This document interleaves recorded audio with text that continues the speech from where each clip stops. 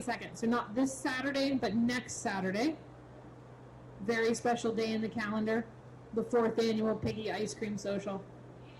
Yeah. Yep. There's pigs. There's kiddie pools. There's watermelon and pigs. And watermelon and pigs is really fun. And there's ice cream for the humans. So that's June 22nd, not this Saturday, but next Saturday at around 10ish to noonish. And I believe there will be pigs available for people who want to purchase pigs, I think. Fingers crossed that the litter's ready to go. But, you know, you expressed some mild interest, so, yeah.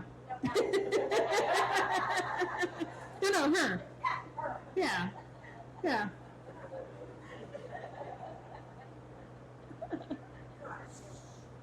So without further ado, I'm going to introduce the amazing and wonderful Dr. Wickens from the University of Florida. And she is going to tell us how to manage our poo, right? Everything we ever wanted to know about it. You thought it was easy. We're gonna try. Yeah. and I may ask Dr. Lasher to jump in because I know her and Justin have been managing their poop at home in a very good way. So she, I think, will add some information and cool tips of kind of what's working and maybe what we still want to try to do better. So, how to grow mushrooms. Yes. Yeah. So I won't be far. Okay. Yes, please don't go anywhere. Okay, I just want to make sure also if I stand up and can you all see the screen behind me? Everybody's good? Okay. All right, so I am really happy to be here this evening and very excited that everyone came to hear the scoop on poop, so that's good. I will profess I am certainly not the absolute expert in this area, but I was on faculty at University of Delaware for 4.5 years before coming here to Florida, and in terms of water quality impairments, the Chesapeake Bay watershed in the Mid-Atlantic, between Delaware and Maryland, that whole area, water quality protection and water quality resource management is very important. And so kind of baptism by fire in nutrient management in terms of pasture management for horse farms and owners, and also manure management. So this is an area here in Florida that we all very much value. We certainly in this area enjoy our springs and our spring shed. So as horse owners and as public citizens, we do have an obligation and an ability to also be part of water quality protection. So that's part of the reason I stand before you tonight to talk about, you know, proper management practices for our horses' manure, but also because it's a burden. It's time consuming, it smells, and it attracts flies. And so if we manage it better, we can also mitigate some of those issues. So I'm hopefully going to touch on a lot of that tonight, but hopefully also send you guys home with some great ideas, maybe some tips and some things that you can try. So before I jump in, maybe just a show of hands, is anyone already actively composting their manure at home? Okay, great, okay. So again, this can be a little bit informal. I'll try to get through my talk, but we'll take questions and then maybe some discussion, maybe some challenges or pitfalls that y'all have run into, some things that are working really great for you. And I will also preface this by saying composting is a great tool for manure management, but in some cases it may not be the only tool, and it may not be the best tool depending on what your needs and what your farm setup is. It kind of depends on how much time and labor you want to put into it, you know, where you have a place to locate on your farm where you can put that compost system or structure. So we'll talk about some of those things, okay? All right. So we're going to discuss a little bit the whys and hows of composting. We're going to talk about some of the advantages of composting. So, you know, why compost? You know, why not just spread our manure that we're collecting from stalls or off the paddocks on the pasture without composting? There's some pros and cons of doing that. So we'll talk a little bit about that. So how do you all envision your manure at home? You know, we like to play with our horses. We like to have time with the horses, riding, grooming, lunging, hanging out, not really dealing with poop, but how many of you guys probably spend at least an hour or more a day picking up poop? Okay. How many spend maybe more than that if you've got stalls? Okay. Yeah. Very labor intensive, very time consuming. So if we can find some other ways to management, that can be helpful. So we might view it as a waste, and it certainly is. It is all of the nutrients and all the stuff that we feed and put into our horses that they don't digest. It comes out the other end, so that's a very natural process as it relates to feeding practices and nutrition. So that's very important, but maybe it's not so much of a waste. Maybe it's actually a usable end product that we can use on site, on farm, to actually help improve our pastures and some other things on farm. So maybe starting to, when you leave this talk tonight, maybe think of it not so much as a nuisance or a waste, but maybe a little bit of a resource or a tool for you on farm. Costly disposal issue. How many, does anyone here use one of the removal services? Does anyone have a roll-off dumpster or have bins that come and take it away?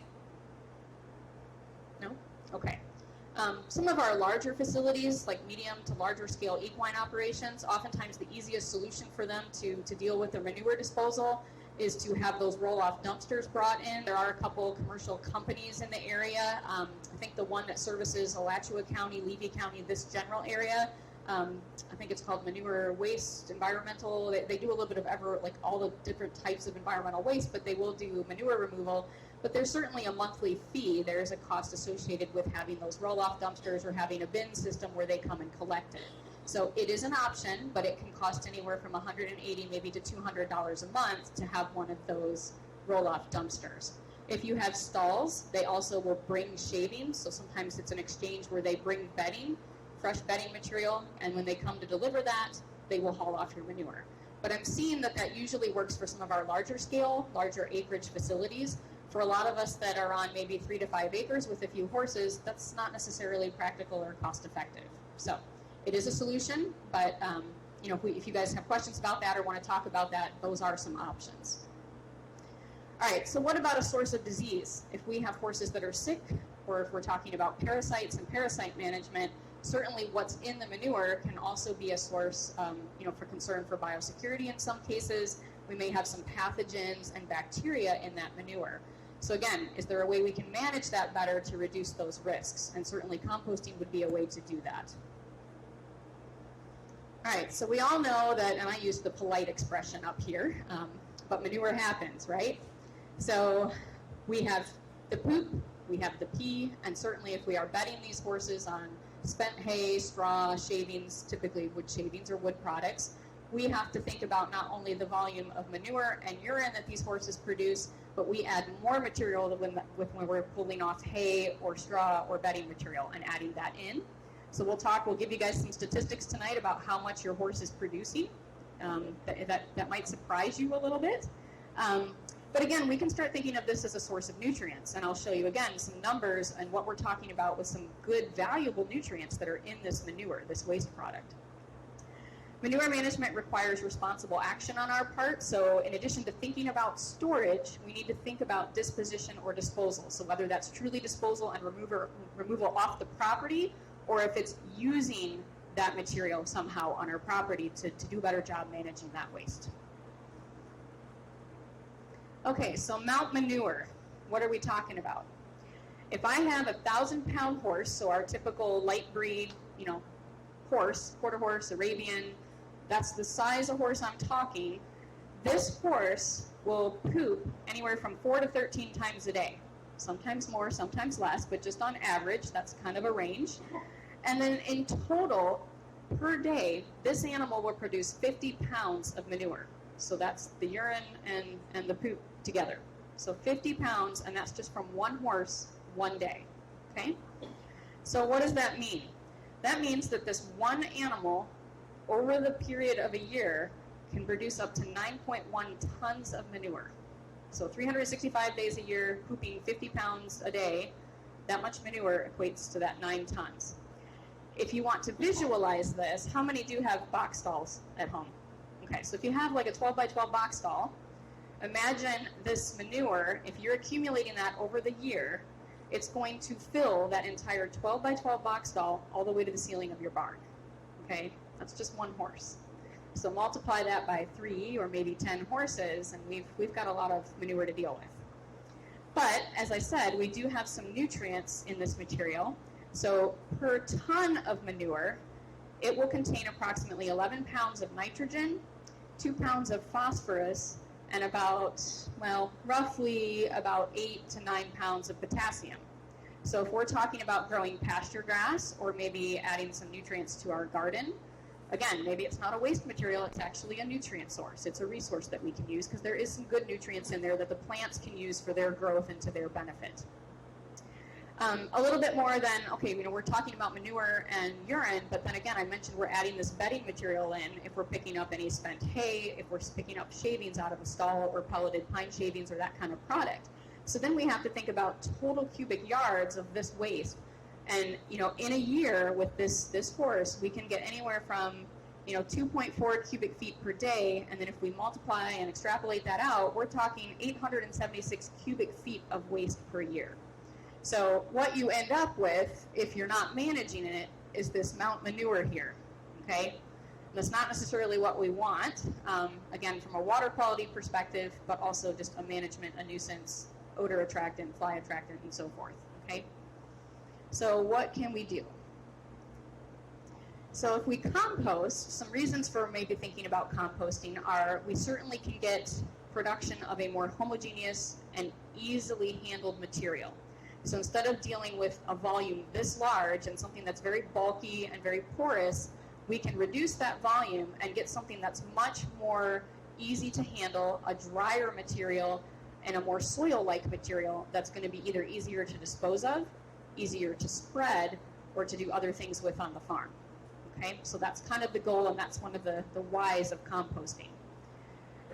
It may have marketability. So in some cases, if you've got neighbors or even at the commercial level, there are some nurseries or folks that actually like having this material. They'll either add it to their commercial compost, or they may literally use it as a mulch, a slowly release fertilizer, or even a growth medium. And typically when we talk about growth mediums and using horse manure, that might be to produce, in vermiculture, using like for worms, growing worms and feeding worms, or maybe for roses or some other products. So it does have a purpose, it does have a good use.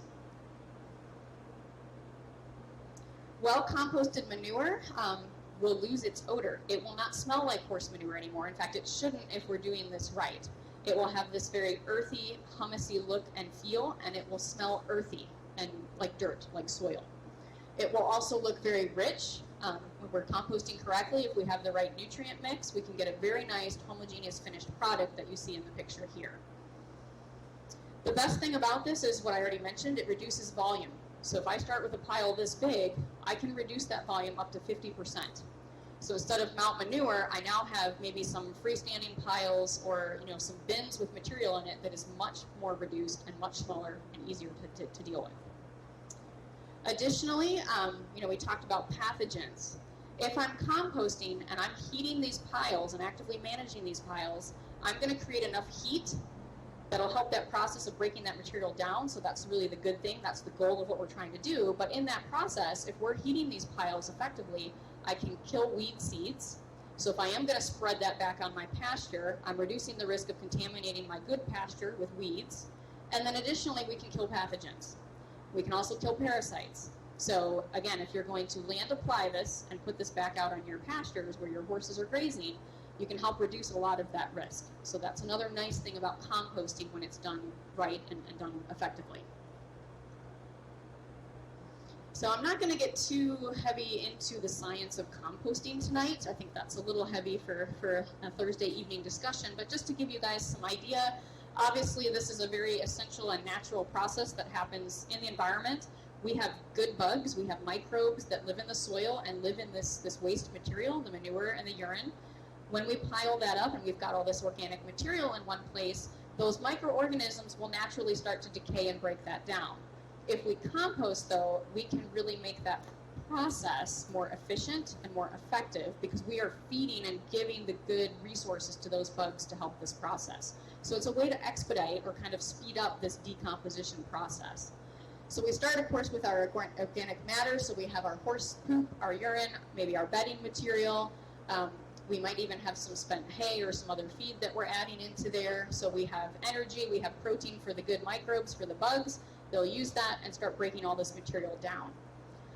We also have inorganic nutrients. We have the soil that might be underneath these piles or where we're amassing our material. We've got water, obviously rainfall, water and moisture in the soil or in the grass underneath, and then of course these bugs, these microorganisms. So essentially what we want to do is in this compost pile, we want to make sure that we have a few ingredients. We need the nutrients for the bugs, so we need nitrogen, we need carbon, and we need water and oxygen. So this process is meant to be more aerobic. It needs some oxygen so that those bugs are able to break this material down. We certainly get some end products. We'll get some gas release off these piles. It also generates some moisture and some heat. And again, that heating process is important. That is a really important aspect of composting effectively. But then again, in the end, what we're going for, the ultimate goal is to get this nice, rich, humusy material that's soil-like that we can use as an amendment on our pastures or in other places on our farm. All right, so we're going to talk a little bit about the how-tos. I'm going to give you some basic instructions on kind of what we need to do to think about how are we going to effectively compost. So there's some instructions in terms of locating where you're going to compost or where you're going to store this manure. And then there's also some instructions about actually managing the pile. And then I'll also send you home with some examples of some actual bins that have been constructed that actually help contain that material. So when we have this deluge, like we've had the last few days, it actually helps contain that material so that we don't get a lot of runoff of that material or runoff of those nutrients. But it also makes the process maybe a little bit more manageable. Sometimes having a freestanding pile, it can get messy and get a little bit unmanageable pretty quick. If you've got a bin structure, it's a little bit more controlled. You will have more control as the operator to go in there and turn the material and organize that material or move that material. So we'll talk a little bit about that as well. So the first thing to think about is location of your pile. And even if you guys are already storing your manure somewhere on site, they'll give you a couple rules of thumb that may help when you go home tonight. You might look at where you've got some water resources on your property, and depending on where those are located, maybe even thinking about, is my pile in the best place that it can be, okay? So location of pile, we certainly want a fairly flat site. We don't want to be in a low-lying area that's going to collect water. That's going to leach out a lot of those good nutrients that are in our material, but it's also going to be potential for leaching of that nutrient load down into our soils, which eventually makes its way to our Florida aquifer and goes to our springs, and that's where we get some water quality issues. So these are just some general rules of thumb, and they are printed in the BMP manual that you're going to take home with you tonight. These are some setback rules. So these are some minimal amount of space that you want between your manure pile or manure storage area or composting area and things like the public well or your private well, as well as open water. If you have creeks, if you have streams, if you have ponds, those kind of water bodies on your property, again, we want to try to mitigate all these nutrients and all this manure going into those areas.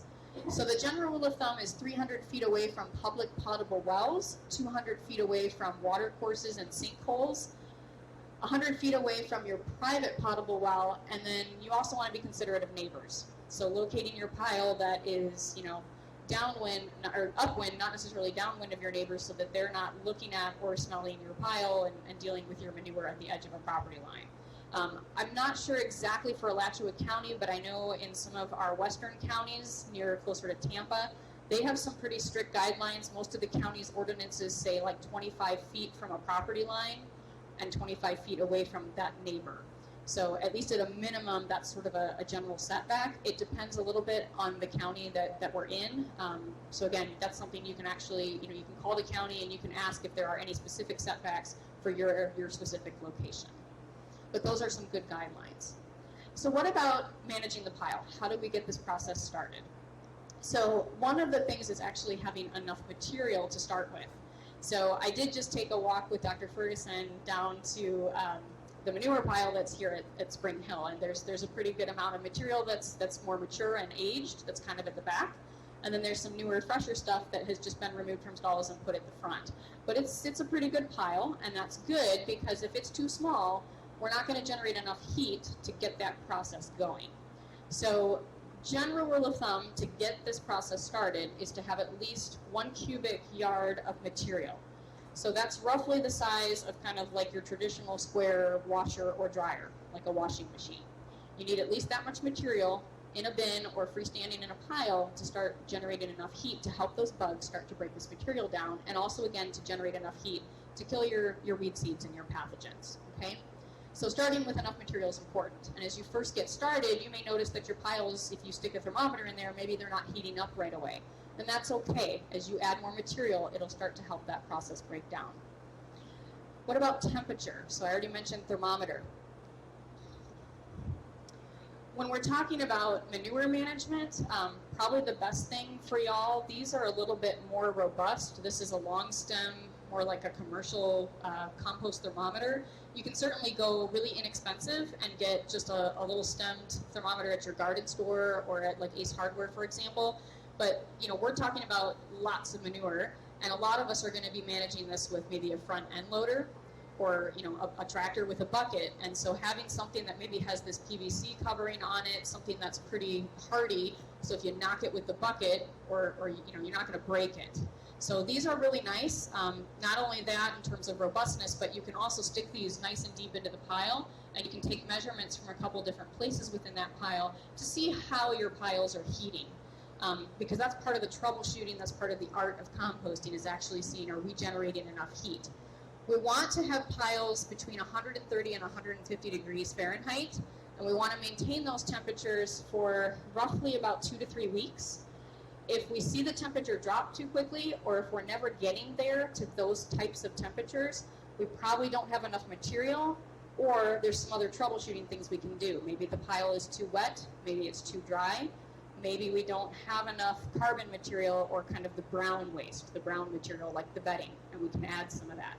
But those temperatures are key, because keeping those temperatures for about 2 to 3 weeks at that range, that's what's going to help reduce parasites and kill the weed seeds. So there is sort of a rule of thumb about maintaining those temperatures for at least a period of time. The other thing it may need is oxygen. So if your piles are getting way too hot, or if they're not heating up effectively, getting in there and getting some oxygen into the piles, so going ahead and turning that material, moving it or turning it is helpful to get oxygen to those microbes. Okay?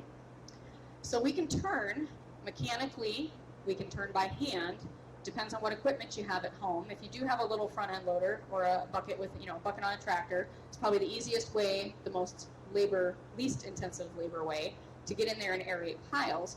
But there's also some cool things you can do that I think Dr. Lasher does, that if you want this to be more of a static pile that you don't have to constantly monitor and manage, there's some other ways you can interject oxygen. So one of those is actually taking a length of PVC pipe, and you actually drill holes, about half-inch holes, every 2 to 3 inches along the length of that pipe, and you can stick that in the pile horizontally, and that will help naturally bring some oxygen into the pile and help aerate it without having to turn it all the time. So that's one way. Some people also stack those in almost like a chimney. The only problem with that is obviously these last few days that we've had this much rain, you may be introducing too much moisture into the center of that pile. So usually we place them horizontally and then layer manure and bedding over those PVC pipe. I'll also show another example of kind of a nice way to do static composting without the labor part. And I think Dr. Lasher and Justin also utilize some of that technology. So I'll talk about that in a minute. So we've talked about minimum pile size, temperature. Obviously having a compost thermometer to monitor temperature is a good thing to do, at least as you get started, just to get a feel. As much as this is a science, y'all, it's a little bit of an art, and it's a little bit of troubleshooting and a little bit of trial and error. So it won't necessarily go right the first time, and sometimes it'll go beautifully, and other times, depending on what material you have, if your bedding changes, or if your horses don't have as much nitrogen in their feed, and you're not getting a lot of protein into them, maybe they don't have as much nitrogen in the manure, and then you got to add nitrogen to the pile. So those are some troubleshooting things that we can talk about. But adding water is also important. So again, if this pile is too dry, sometimes it heats up too fast. Sometimes it doesn't break down very quickly. Generally, if we have a pile of waste, if we're managing it, aerating it occasionally, monitoring temperatures, we can break this material down into that nice finished product in about 3 to 4 months. But it depends a little bit on how actively, again, you want this process to be. The more you management, the more management you give, the faster it'll break down, and usually the nicer product you'll get. But there's everything in between depending on what you want for your farm. But moisture is important. So some rules of thumb. You can actually, just like we have these compost thermometers, some of the companies do sell, they market a moisture meter. So if you want it really, fancy, technical, and don't want to do a lot of, by hand look and feel, there are moisture meters that you can purchase, and it'll tell you the percent moisture in your pile. And generally for our stall waste, our manure, we want this pile to be somewhere between 50 and 60% moisture. We may go a little higher. We may want a little wetter pile if we have a lot of wood shavings, because that carbon material, it tends to take up and soak up a lot of moisture. So having a little bit higher moisture content doesn't really hurt when we've got a lot of that carbon material. Okay? But what we don't want is seeping wet compost, because when it gets wet, a lot of times we get odor. And again, it may not break down, and it probably won't heat up very well. So there's too dry and there's too wet. So too dry, if you grab a handful of that material and it's really crumbly in your hand, it's just crumbling right out of your hand, it's too dry. You're going to have to add some moisture. If you, on the other hand, pick it up and you squeeze that material in your hand and you've got water literally dripping out of your hand, it's too saturated, it's too wet. If it's too dry, obviously adding moisture. A couple things that I usually recommend that's pretty quick and dirty. If you're freshening your horse's buckets or water tanks, rather than just dumping them over and dumping them on the ground, you can reuse some of that water and dump it on your wheelbarrow loads or your front end loader loads of manure as you're adding that material to your piles. So that is a way to kind of quickly and easily add some moisture. If they're too wet, often what you need to do is get in there and turn it, aerate that material, get that material moving and turn, and then maybe add some more carbon material. So maybe soak up some of that moisture with some additional bedding or some spent hay, some of that, use some of that waste to your advantage, okay? We can amend these piles with nitrogen. I mentioned there are nutrients. There's nitrogen, there's phosphorus, and there's potassium in horse manure. And that's true, but compared to some of our other livestock animals like pigs or poultry or cattle, horse manure is a little lower in nitrogen. The percent nitrogen is anywhere from maybe 0.6 up to 2% nitrogen, which isn't a lot. So again, I talked about 11 pounds of nitrogen, but that's 11 pounds of nitrogen in 1 ton of this material. So sometimes if we have too much carbon material, too much wood, too much bedding, we don't have enough nitrogen for the bugs to be active and to break this material down.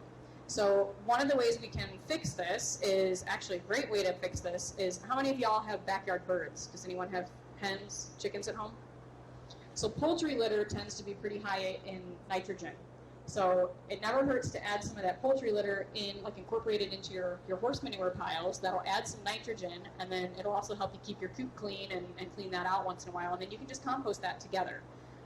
The other thing probably that I've already heard some people talking about is if you're really good about picking up your paddocks or your riding rings, if you're just removing raw manure and there's no bedding material in it, that's a great nitrogen amendment because there shouldn't be really much carbon in there. That raw manure is almost the ideal carbon to nitrogen ratio. So adding just straight manure and not a lot of bedding material is a great way to amend that pile.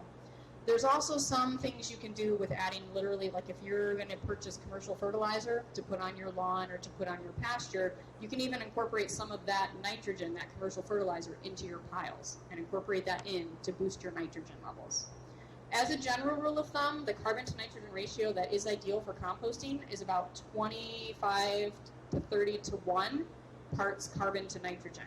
So you want more carbon than you want nitrogen, but you got to have enough nitrogen. Horse manure, again, just raw by itself, is pretty close to that ideal ratio. What happens is we tip the apple cart when we've got too much bedding material. Okay. Any questions so far? Yes, sir. So spoiled hay, it's a dried forage, so it will have some nitrogen, it has protein in it, but so it might be a little bit of both. It'll add some carbon, but it'll also be adding a little bit of nitrogen. But it's great at absorbing some moisture, and it's also going to kind of boost your pile and make it a little bit more porous. So again, you're going to introduce a little bit of oxygen by having some of that feed material and some of that other stuff worked in. So it's actually, again, it usually works pretty well as an amendment. And straw and hay tend to break down better than the wood shavings. So yeah, so that's spent hay. If you're picking up your horse's stall or out in their shed and they've left some of their breakfast hay or their dinner hay, you can grab that and incorporate that into the pile. Yeah. Is there a question back there? Yeah. Normally we do maybe 2.5, 3 inch pipe so that it's big enough opening that you get some airflow in there. You know, something this small wouldn't really do much. So, yeah. Okay. All right, so this just shows you, this is some nutrient analysis. This was actually from one of our previous University of Florida grad students projects. This was really interesting. He actually collected stall waste samples from several different farms around Florida, and most notably some of our racetracks. So he actually went to Tampa Bay Downs, went to Gulfstream Park, and was collecting, you know, the thoroughbred racehorse stall waste, and took it back to the lab and analyzed it to look at what was the nutrient content of this stall waste material. And so one of the things I wanted to point out to you is, again, if we look at percent nitrogen, so this is different bedding materials. This is manure and urine mixed in with either hay, so this would be like spent Bermuda or maybe coastal hay, or just some other type of hay that's some of the waste that's in the stall when they clean out the stall. This is, you know, literally straw, like oat or wheat straw, and then this is our wood products. These are our wood bedding materials, like wood shavings. So if we look at the percent nitrogen, again, in this material, we're not talking really high nitrogen levels. This is 1.29% nitrogen with the hay as bedding. But if you guys look at the wood product, what do you notice?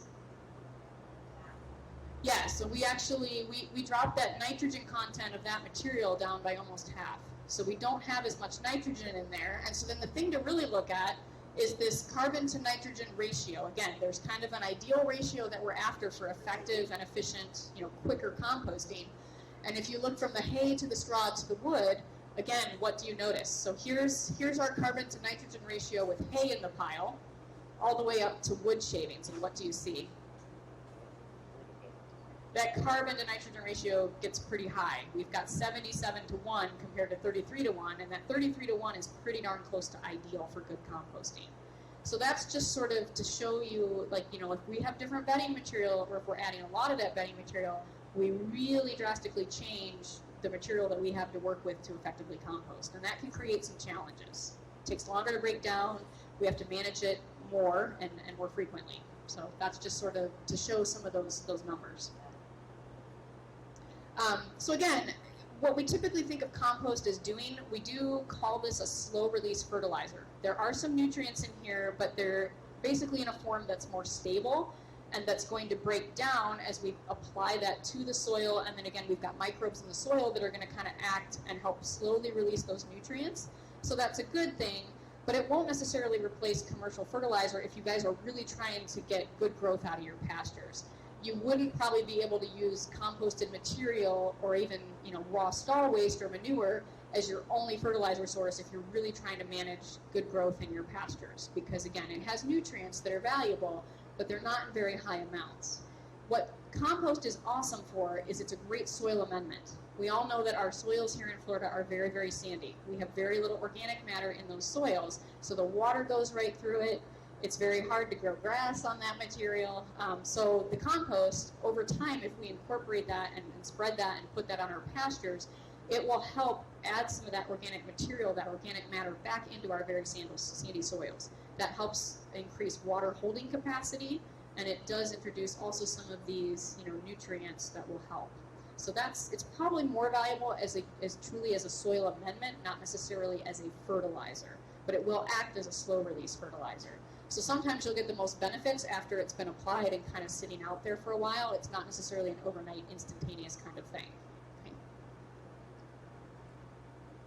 All right, so I mentioned this already, but one of the ways that we can work a little more efficiently and a little easier in this process is instead of having freestanding piles or windrows of this material, we can actually construct a little storage bin or like a composting system that's maybe a 2 or 3 bin system depending on how many horses you have.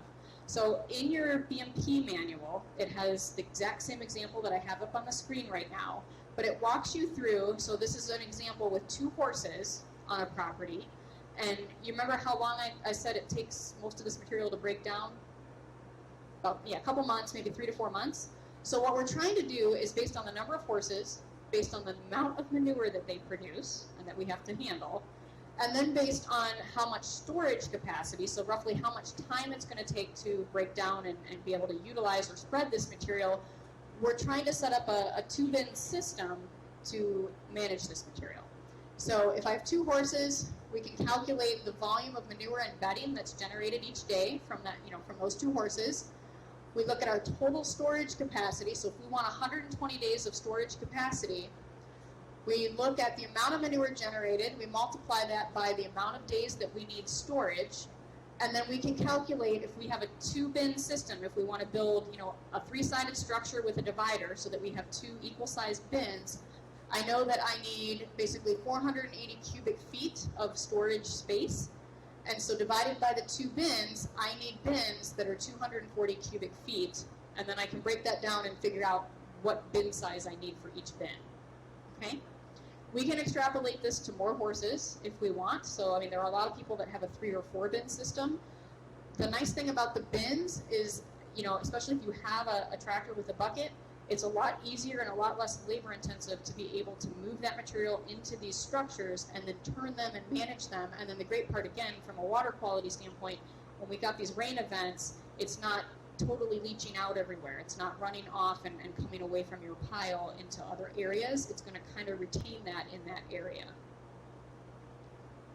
But you do have this chart in that manual, so that there's a great example in there of how to calculate.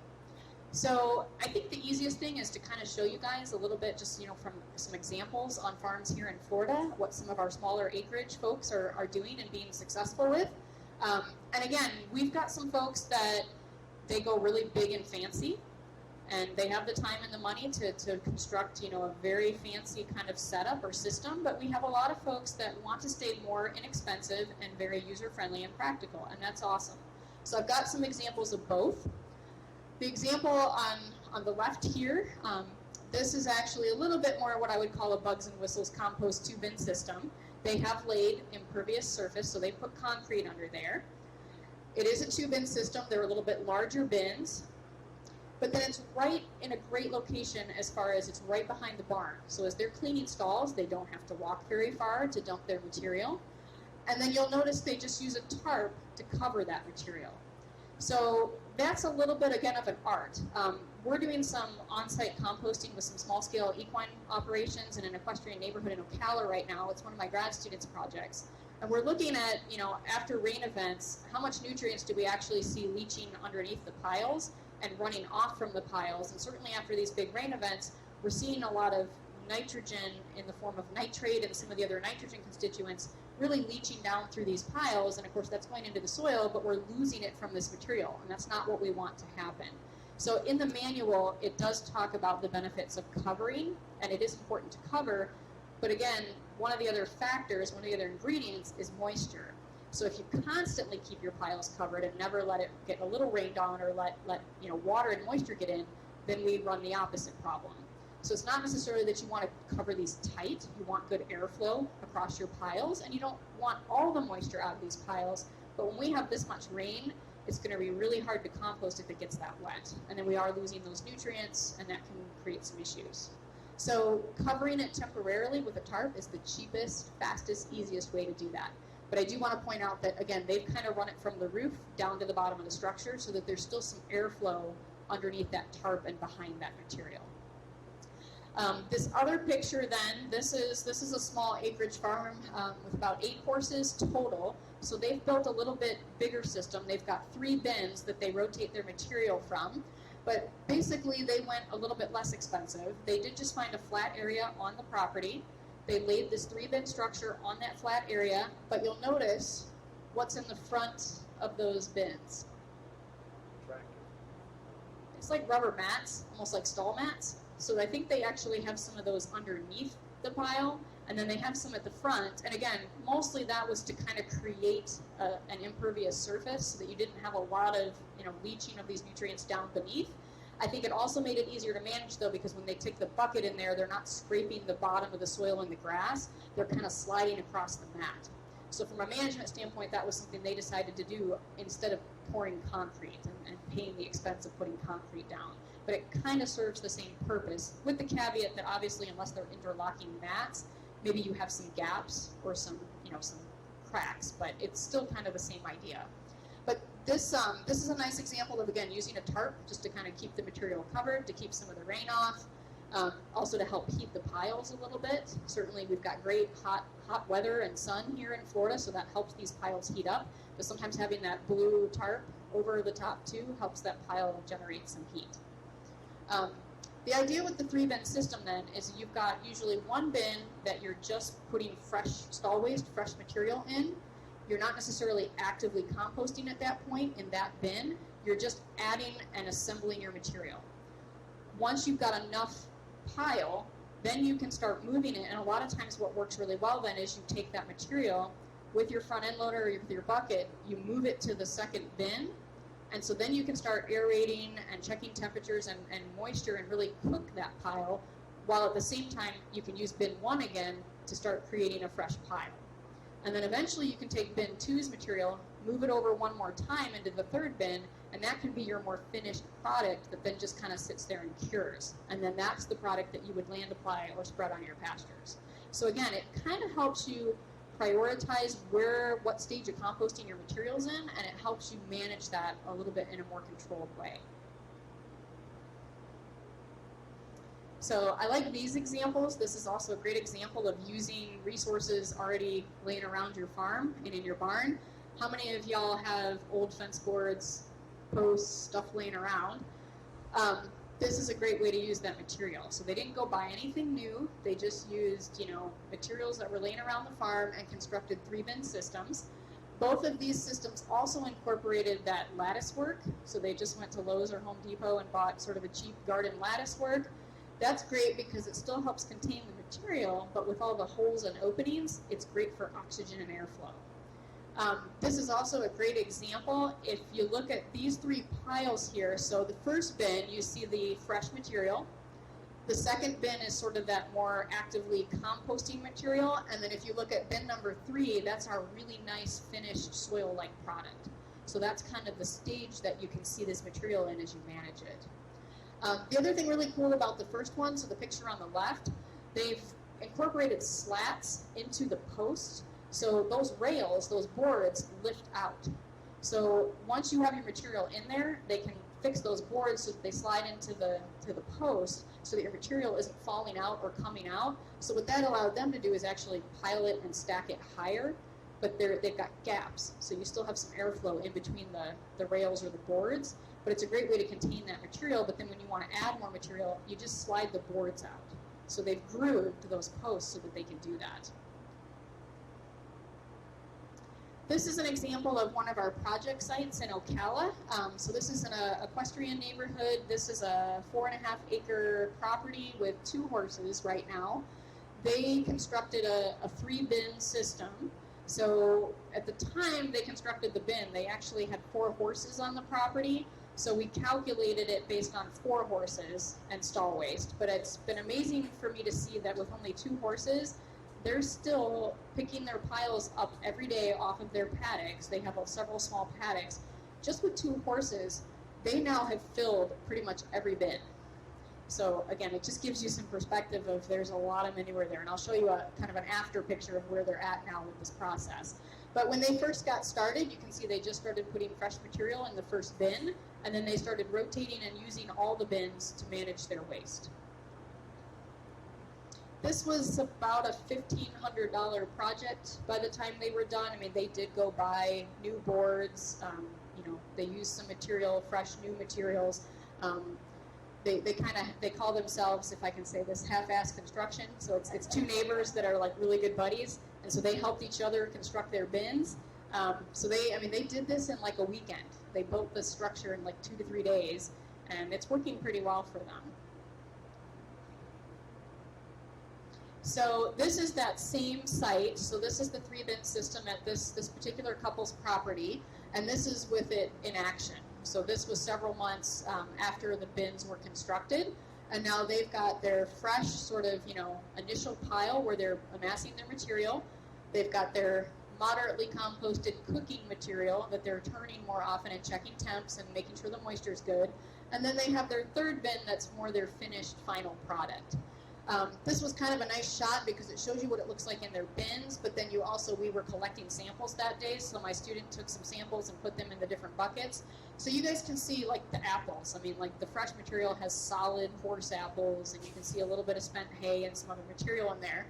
Once we get to the sort of cooking pile, we're starting to see some breakdown. We don't have as big of chunks of manure, and we've got some nice breakdown happening. But then when we look at that finished product, it's more crumbly, drier, more soil-like. And again, when you pick that up and put it in your hand and smell it, there is no odor. It just smells very earthy, very soil-like. I've also, just sort of anecdotally, we're not collecting like entomology fly data, but going by their property and looking at the bins, there are very little bugs by their compost. And they've got it kind of located at the back of the property, but it's close to their largest paddock. And again, they have a small tractor with a front end loader. So it's pretty easy for them without a lot of labor to get the material to the bins. So again, it does kind of depend on what kind of equipment you have access to. Okay, so this is the other this is sort of the Jim Dandy of composting. There is a company out there called O2 Compost, but there's some other companies, and there's certainly some folks that we know that have done their own tweaks on this. So they kind of look at the website, they take their ideas, and so yeah, I'm going to have to let Dr. Lasher jump in here. But this is static composting. So they still have a bin system. There's 3 bins that they use at this particular property. So this is a couple that has 2 horses, and they actually converted their garage into like a nice little 2-stall barn. And then they have about 3 acres of pasture. They have a small pasture, some paddocks that the horses are out on. And so they do land apply their finished compost. But one of the challenges for them is a time factor. And then there's also some physical limitations in terms of their ability to really do this, because they have a small, like a mower that they can drag. They put a harrow behind the mower, and they've got a little like pull behind spreader, but they don't really have like, a bucket on the front of the tractor. So they are doing most of this by hand. I mean, they've got the traditional muck bucket. They're picking out the stalls, daily, putting those in the muck buckets. But then the cool part is these bins are kind of high. You guys can see that the wall is, about 4 feet. So what they actually do is they've got like a little hydraulic cart. So when they put their muck bucket in the stall and they pick out the stalls, put the manure in the muck bucket, instead of having to lift the bucket and pour it into the top of these bins, they actually put it on a little hydraulic cart. Hydraulic cart goes up, and then all they have to do is push it into the pile. And so it will take them, with the 2 horses, they said that it took about 35 days to fill 1 whole bin. But then they pretty much leave it static. What they've got is they've got these PVC pipes at the back, and then they inject into the pile, but then they've got a little air pump. And it literally injects air into the bins so that they never physically have to go in there and turn it by hand. So it's injecting oxygen on a timer. They basically put air into the pile.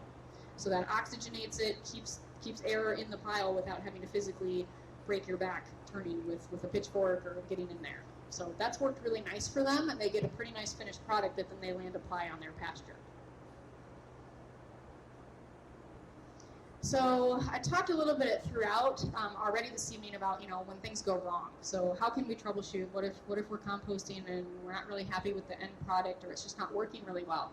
There are some troubleshooting tips, and these are actually also in that manual. So some of the problems we've sort of already talked about is piles aren't heating up. So why? What's going wrong? It could be that the pile is too dry. We've got to add some moisture. And it could also be too saturated, too wet, and so it's too cool and it's not heating up. So we can amend and work with that pile to fix that with some of the things that they list here. If the compost has a foul smell, again, maybe it's too wet, it's got too much moisture.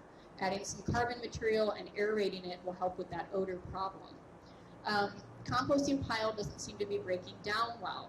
This is, again, where we may need to troubleshoot with either moisture, oxygen, some more turning, more aeration, or we need to go ahead and add more nitrogen. Maybe we have too much carbon, okay? So those are some nice little troubleshooting tips that you can kind of figure out as you go and as you try this, and that's just a little bit of a guide to help you figure out what might be happening that's not working and what you need to do to fix it. So overall, sort of a take-home for everyone is, we love our horses. We're here to enjoy our horses, but manure management is really important. water quality protection, but also for our sanity, because we don't want it to smell, we don't want it to be a source of parasites. If we're going to use it on our pasture, having it as a compost rather than the raw material has some definite advantages. It's easier to spread. It's not going to be, putting more of those weed seeds and things out on our paddocks or our pastures, so the composting can be very helpful. But we do need to be responsible with what we're doing with our manure. So if we compost, that'll help that decomposition process be much faster and get a better end product. We're actually able then to recycle and reuse some of that organic material. So again, it's not so much of a waste and a nuisance, it's actually a resource or a tool for us. It does, as I mentioned, make a great soil amendment, so that's probably the best use of our compost. Composting does not have to be complicated. Again, there is some troubleshooting involved. It doesn't always work perfectly, and that also depends on some of our weather conditions and again, what time we have. If we're going on vacation and we've got someone else watching our horses for a few weeks, maybe we don't want them dealing with compost and we'll let it sit for a while. And eventually those piles that we let sit, they will break down, but it takes much longer, and then the end product just isn't as usable. It's not as nice.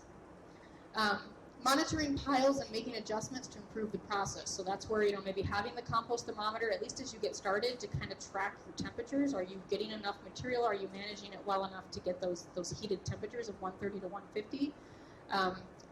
Maybe that's working great, maybe it's not. And that's where you can go back to the troubleshooting tip, but it helps maybe to have a few tools to help you work through that process.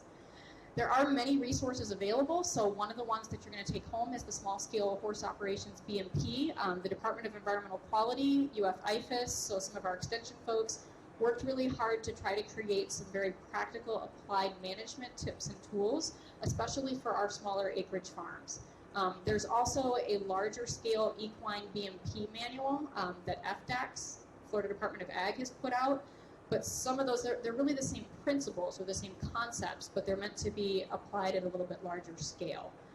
Many of those operations also are filling out kind of a notice of intent that they're in compliance with BMPs. That does protect them if there's ever a neighbor dispute, or if the county comes in and says, we're not sure what you're doing with your manure. Well, if you're keeping some records and you've got this manual and you're trying to follow some of these practices, you know that you're being a good steward, a good neighbor, and it kind of actually ends up helping protect you, because you know with confidence that you're doing some good BMPs and you're managing your manure and your pasture as well. So that can be really helpful. So the manual is a good place to look and to get some help, but we also have some extension fact sheets. So if you go to our UF Animal Sciences website, or you type in manure management and UF IFAS, you should come up with some composting guides. There's some other manure management types of information. And then I also, there's a couple other resources. Both of these manuals, so I tried to bring enough copies tonight, but I understand if some of you didn't get this, you all can find this. There is a PDF version of this online, available through the Florida Department of Ag website. They have a whole list of their BMP manuals for all the different livestock species. So horse is part of that, certainly. And they have this available as a PDF, and they also can get you a copy of the larger scale horse manual if you want that, or have neighbors that might need that bigger manual. This publication by Dr. Lori Warren, this was a past Florida Equine Institute program that we hold at the Southeast Livestock Pavilion every year, so this was getting a little bit dated, but this was a great fact sheet that Dr. Lori Warren, our equine nutritionist, put together on composting. It adapts a lot of the material that's in the BMP manual, but it's in a nice, 2.5-page, just kind of concise little fact sheet that talks about managing manure and composting, and that is available as a PDF if you Google that and look up the link. Yeah, if you want to take a picture of the link. And then the other resource that's really nice is there is a eExtension Horses website. If you go to the eExtension Horses page and type in manure management or composting, there's usually quite a few resources that it'll link you to. So you can get some other fact sheets. Sometimes there's even video tutorials and that kind of thing. Okay. So the other thing that is very cool, and I've dabbled a little bit with a little mini research project this last year. There's some other products out there that you guys may already be using or have heard of that are stall amendments. So if you do have horses that have to be inside for any period of the day, We do get kind of concerned with having ammonia levels in the stall that might be aversive to the horses, but also cause some respiratory health issues.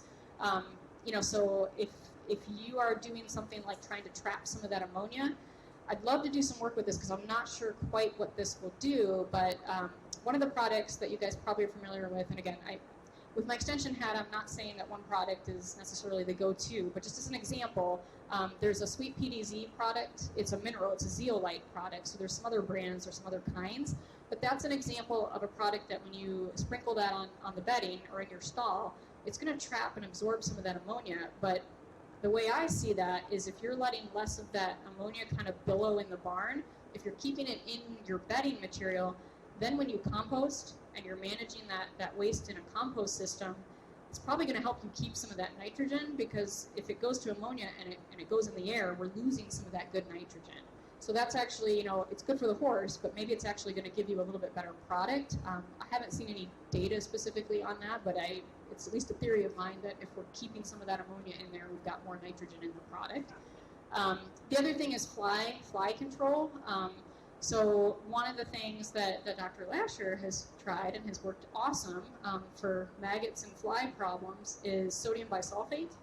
So it's actually like a poultry litter treatment product. So it's what producers will put in the house to mitigate ammonia in the poultry house for the bird health. But it also it's a kind of an anti-pathogenic, so it kills bacteria, and it's great for controlling flies. So thinking about some other ways that you can control flies and odor around your manure storage areas, especially if you're not composting. Sodium bisulfate and some of these other things, they work in your stall great for odor control and ammonia control, but maybe even trying them in your manure around your piles might be something you can do as well. Did you want to say anything about that, Erica? Let's get a microphone. Yeah. So testing. There we go. So we've used the PLT. We have a 3-bin static composting system that blows air through. But we've taken the PLT. It's poultry litter treatment. It's available in Live Oak. I haven't found it more local unless you're getting Pool.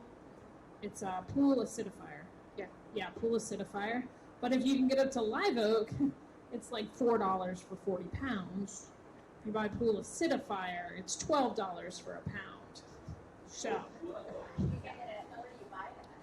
you buy it at Georgia Poultry Supply. You know where the courthouse is? Go north just a little bit, turn left on whatever that road is, and immediately turn right. And it's right there. They go to lunch from noonish to 1-ish. And it's a very ish. Really scary. Yeah. Ask me how I know that the lunchtime hour is but it worked great because the way the bins are, you get manure around the edge, you get sort of goo, and and especially in weather like this, you get wet. And maggots like two things. They like organic material and they like wet. And there's not much you can do about it. So what the PLT does is you sprinkle it around that area and it drops the pH of the area and kills the bacteria that the maggots eat. So we had, you could go in with a rake and you could see that there were maggots in that area. And I didn't really want to put chemicals because it literally slides down into a sinkhole that we have on our property. But I didn't want to put, chemicals there to kill the flies. And so we did the PLT, and we've done it like 2 or 3 times, not many, and we don't have maggots. And that's like over the last year I've done it 2 or 3 times.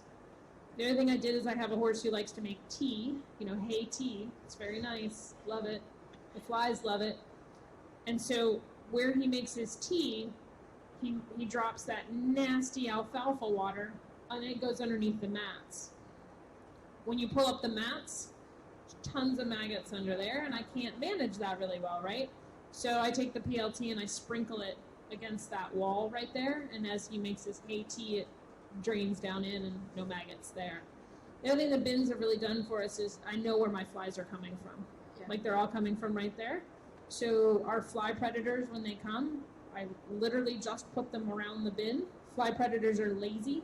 We'll talk about them a little bit more in the Summertime Blues Seminar, July 25th. Yes, that was a shameless plug. July 25th. Everybody take your phones out, put it in right now.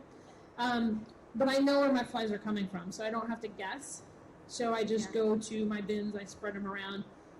Fly predators will only fly about 3 feet from where you put them. So they don't have far to go on my bins. But I also only have flies growing on kind of the outer layers because my bins do get to 160, 170 degrees at their hottest when they're kind of cooking. And that will kill. Maggots can't live through that.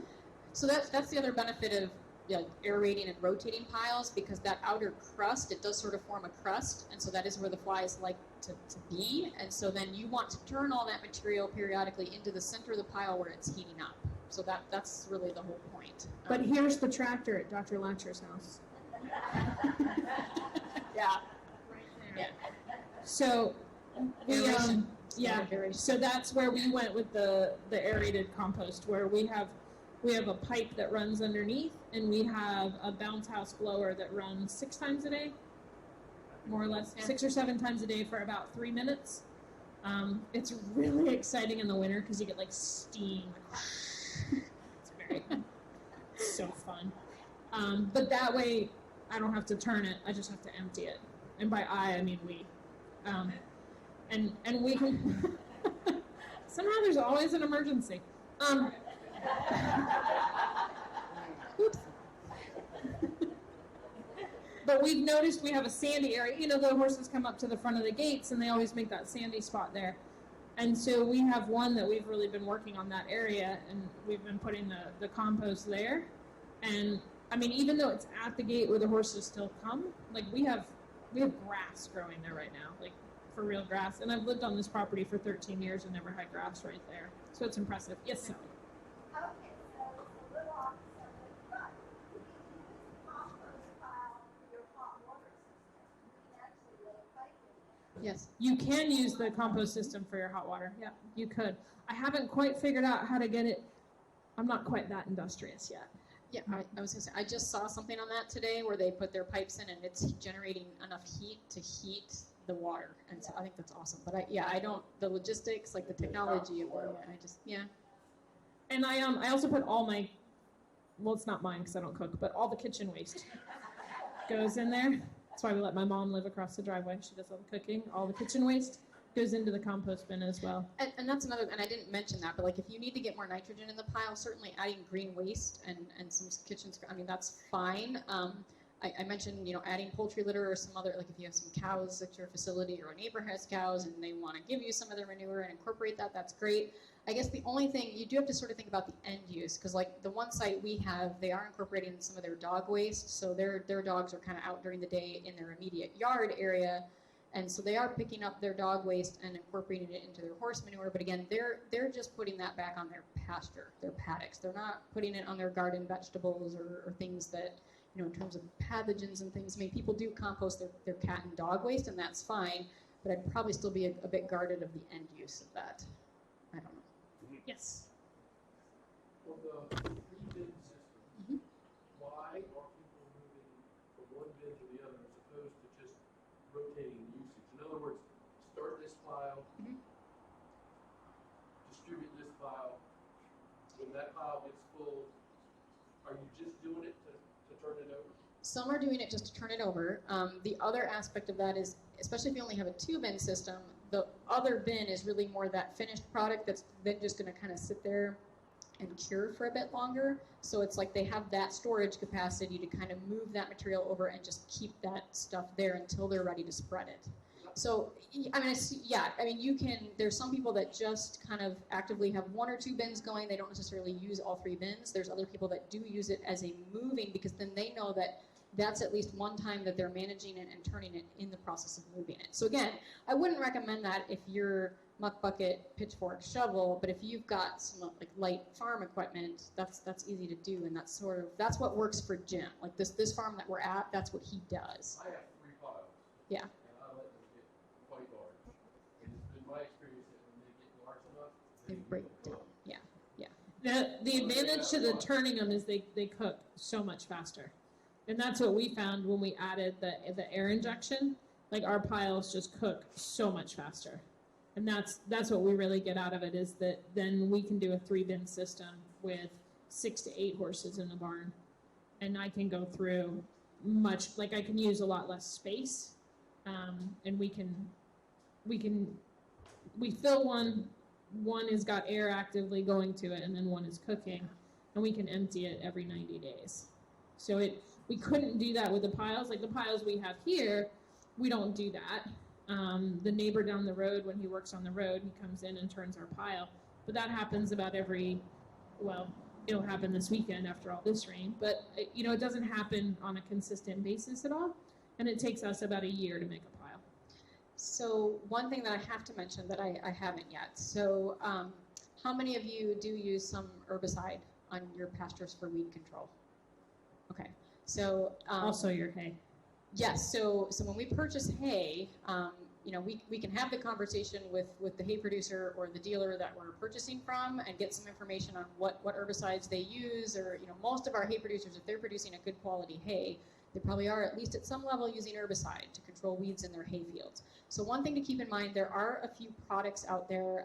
One of the examples, there's some different chemicals that the different product names have these different chemicals, but there is a substance called an aminopyrrolide, and so creeping indigo, how many of you guys are familiar with creeping indigo? So, one of the best herbicides that we have that is recommended for control of creeping indigo in horse paddocks and pastures is Graze On Next. Well, Graze On Next and a few other products have this combination of aminopyrrolide and some other product, and what we have found, the research has found, is that there is still some herbicide residue even when you compost. So certainly keep that in mind if you're, putting that material raw, like not composted, but even when we effectively compost, there is some data that shows that herbicide, there is some residue. And so again, if you're putting it back on your paddocks, fine. In fact, you might even get a little bit of benefit from having that residue. So that's a good thing. But again, don't go put it on your neighbor's tomato plants. The other thing you can do is, if you're not sure if it's a risk, if you've got something in your horse's waste and that stall material that you're composting or land applying, you can almost do a really simple, quick and dirty little biological assay at home. You can get a little tomato plant, or even plant little soybeans in cups, and then you can make kind of a compote, like a mixture of some potting material and your composted material.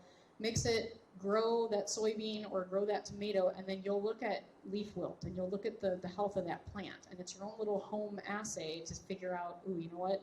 I probably do have some herbicide residue, and it's fine to put it on my pasture, but probably not in the garden with the tomatoes or the watermelons and certain plants. Yeah. And it's not a bad thing, but you just have to be aware of it, especially if you're giving your compost or your manure away to friends, neighbors, family members. Is that only a hindrance to the plants, or are you worried about potential human? Mostly for the plant. It does cause leaf wilt. As far as human safety consumption, I don't think it's an issue, but certainly with your plant health, if you want good, productive vegetables in your garden, you have to be careful, because it doesn't discriminate against, it works when you need it to work in your hay field or your pasture, but if it's residue that's coming out in the compost out there into the horse and you put it on your tomatoes won't be real happy. And if you're feeding only legume hay, so peanut or alfalfa, they do not have that in them because they can't spray those products on those fields. If you're feeding grass hay, coastal, or if you know that your pastures have been treated, especially if you're trying to get rid of creeping indigo or some of these other noxious weeds, just be aware of that, because even when it comes through the composting process, there is up to a year or two, there's still some residue in that material. I'm sorry, what did you say about the peanut hay? If you're feeding only a peanut hay or an alfalfa, those hays can't be sprayed with those herbicides. So you're safe if you're feeding those hays. If you're feeding any coastal, or if your field has been sprayed, then the manure can potentially cause problems. Like I said, what we did out here with this one, the finished pile has been sitting for probably a year, 2 years. First off, it's growing pigweed, so that's a pretty good indicator. But we also grew some beans in it to show that it's safe. Okay. So, but yeah, that I don't know at what point it decided to be happy, but it's safe now. So. Just a couple other things. We talked about these compost thermometers. These more commercial, kind of industrial, strong, long-stemmed compost thermometers. This happens to be from Rio Temp, but there's some other outdoor, Ranger Supply shops and things like that have these. But this runs anywhere from $65 maybe to $110. But again, if you're going to actively manage these piles and want to track temperatures and do a really great job with it, it's a pretty good investment to utilize that, because again, then you're going to track your temperatures, you're going to be more assured that they're cooking well, and that you're going to land apply something that's killed weed seeds and those things. And tracking temperatures is addictive. It is. It's fun. It's actually fun. Is there anything that can be done about the yellow spots in the pastures from horse urine? The yellow spots in horse urine. That's a great question. Keeps them spread around. Yeah, I mean that's where, from a pasture management standpoint, certainly spreading nutrient. I mean, urine, so it's going to soak in. There's not as much we can do about that as compared to the piles and the manure. But that's where at least encouraging your horses to utilize more of the pasture by doing some mowing. Keeping the grass a little bit more even in height across. So like when they have those long and rough areas, maybe you'll encourage at least more uniform use of that pasture for their latrine, their bathroom behaviors, as well as their eating behaviors. But that's probably the best thing you can do. Probably what's happening, I mean, certainly there's a lot of nitrogen in urine. So when they're peeing on those spots, maybe, especially since we've had kind of a drought until this rain this last few days, we were really dry. So it was almost like they probably kind of scorched and saturated those little areas with nitrogen. And then with no rain, the grass went, ah. So that tends to happen. But with urine, I don't have the best solution. Yeah, I don't have the best solution. The one thing I will say, though, is just spreading your manure on your pasture. One of the problems with the manure is that it actually takes nutrients out of your soil in order for the natural composting to happen. So you can't just spread the manure and think that you're fertilizing your field. You're actually a detriment to your field unless you do something with that manure. Straight manure is really hard on grass, not besides spreading weed seeds. Any spreading, any dragging, anything you do, and like we all do it, but you have to recognize that you've got to add nitrogen back into that system because you're taking nutrition away from the pasture. And that seems sort of counterintuitive, right? You're taking this manure and you're spreading it. But if you haven't composted it at all, it's not in a form that the plants can use. Especially, again, if you have wood shavings, if you have a wood bedding material, there's also, not only just you're taking a lot of that carbon material, so then yes, the soil microbes, those bugs have to use more nitrogen to break down the carbon that you've now put on. But also there is sort of a rule of thumb, like you don't want more than a half inch of material covering your grass, because you're basically at that point then competing with the grass for sunshine, for moisture, for those nutrients. So that's where like repeated spreading, constant spreading is not necessarily the best thing to do. And that's the other benefit of composting, because you're managing these nutrients, and then you can land apply it in a more finished product and at a time that the plant needs it. So you can be applying that to your fields in the spring and summer when our warm season grasses are more actively growing. If they're dormant during November, December, January, the grass isn't really utilizing those nutrients or that soil amendment. So again, as a soil amendment, that's what's helpful with the compost, because then other times of the year that you just want to build organic matter in the soil, you can do that, but then you're not running the risk of spreading that raw manure or putting too thick of a layer on your paddocks or your pastures. So you could take the compost that's already finished, Mhm. put it in your spreader, and take it out in the pasture and spread it back and forth. Yeah. That's the right thing to do. That's how we Yep. do it. Yeah. So like at the end of a 30-day cycle, we empty a bin into our manure spreader, provided it's working. That's a whole nother source of frustration. But anyway, we put it into our manure spreader, and then we spread it at that point. And we usually spread it onto a field that we're not currently using, if that's a possibility. And that's a whole pasture management. It just gives the field a little time to use kind of what we've given it. And to be honest, ours isn't quite finished at the end. It's close, but around the edges, it's a little bit crunchy. So we give it another 2 to 3 weeks out in the field for it to experience nature and finish composting. But it turns to black dirt. I mean, it's amazing what it turns into. Cynthia. Turning it. Can you turn it too often? I mean, if you turn it too often, it seems like, okay, it's not picking it up. I don't think you're physically going to be able to turn it too often. Yeah. How often should you turn it? Well, mine gets turned 6 times every day. That's what the air does On when a it comes in. I mean, again, that's where a little bit of the art comes in. If you're checking with the thermometer and you are not heating up, then yes, you're probably opening that pile up too often and incorporating too much oxygen. So balancing those ingredients and making sure, but I think as a rule of thumb, like for example, if you're trying to reach that 130 to 150 degree Fahrenheit temperature range, if you notice that pile might heat up a little bit, but then pretty rapidly drops, like if you measure the temperature today and then you go out there 2 days later and it's dropped to 100 degrees, it probably needs some oxygen. So that the temperatures also kind of are a guide. It helps you figure out, am I too hot? Am I not heating up? Maybe I need some oxygen. So the temperature is really Yeah. And again, I don't mean that you have to go out there every day, multiple times a day. But you will. But I have fun with the moisture meters because you have to kind of, like, you take some of your material and you calibrate the moisture meter, and then, like, because it's on a grid, the little moisture meter has like a dial from 1 to 10. And of course, what I mentioned was that 50 to 60% sort of sweet spot with moisture. So if you calibrate it to your material when you know that, in your hand, it feels like that good sort of wrung out sponge consistency. It's not too wet, not too dry. You calibrate your moisture meter, and then that's what you stick in there periodically, and you're like, oh, cool, my moisture is great. So again, it's a tool that makes that part a little easier and a little bit more scientific, but those are some And things really that you fun. can do. So, but no, I mean, as I talk to more host owners that are trying this and doing this or have been doing this for a while, I feel like there's always things that you do that troubleshoot and improve the process. But it's not meant to be super complicated. If it feels like it's too complicated, then it may not be the best option for your farm, or again, maybe you just need to get more help and try some different things. And like my bins we put together, my barn is sort of on a hill, so the backside we had to get some railroad ties, and then what we dug out, and by we I mean Justin, we made into a hill on the backside of the railroad ties, and then we used gates that horses had unsuccessfully jumped over.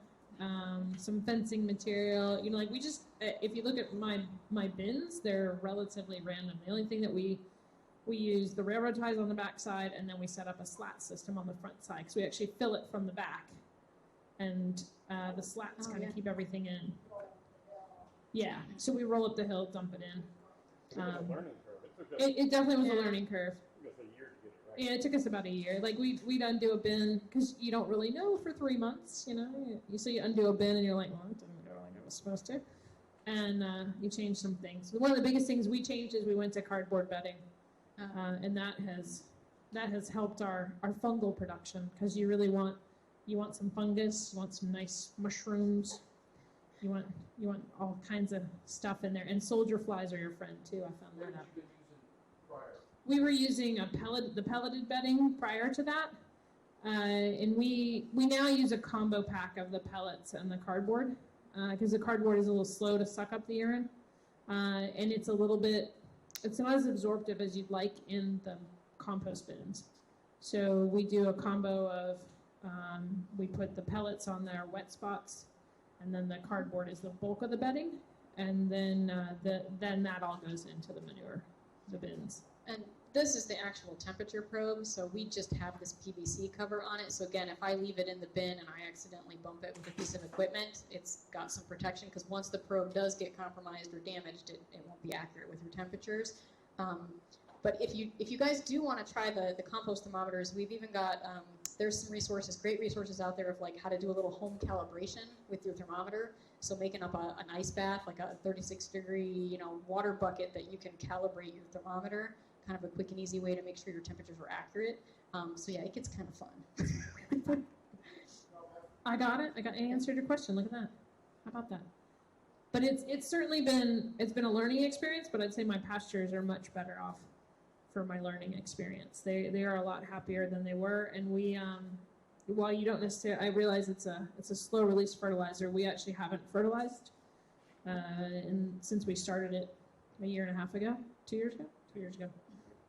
We have not fertilized our pastures. So the other thing you can do, whether it's your just fresh stall waste, your manure in your bedding, or if it's your compost at any stage of the composting, and certainly the finished product, our extension lab will do a livestock waste analysis. So they'll give you some nutrient data back, and I think it's about $7 or $8 a sample, so it's pretty inexpensive, but they'll actually analyze your finished product And then what we certainly recommend from a pasture management standpoint is soil testing periodically to know what nutrients you have in your soil, what's the pH of your soil. So if you're trying to improve your growth of your pasture, again, using this as that soil amendment or slow release fertilizer, but then matching it to what your pasture actually needs.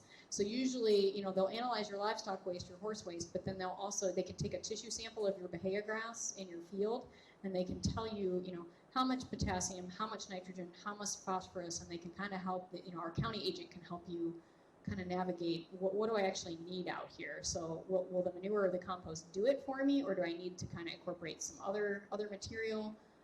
But it's a better way to match the nutrient needs based on your soil and your tissue test. So our county agent, we have Dr. Cindy Saunders is our Alachua County agent, so she'd be the best contact here. So your county extension office, they have the soil probes and the soil collection bags. So if you call them, sometimes if you really need help, if you've never done it before, most of them are willing to come out and physically walk you through it and help you collect samples.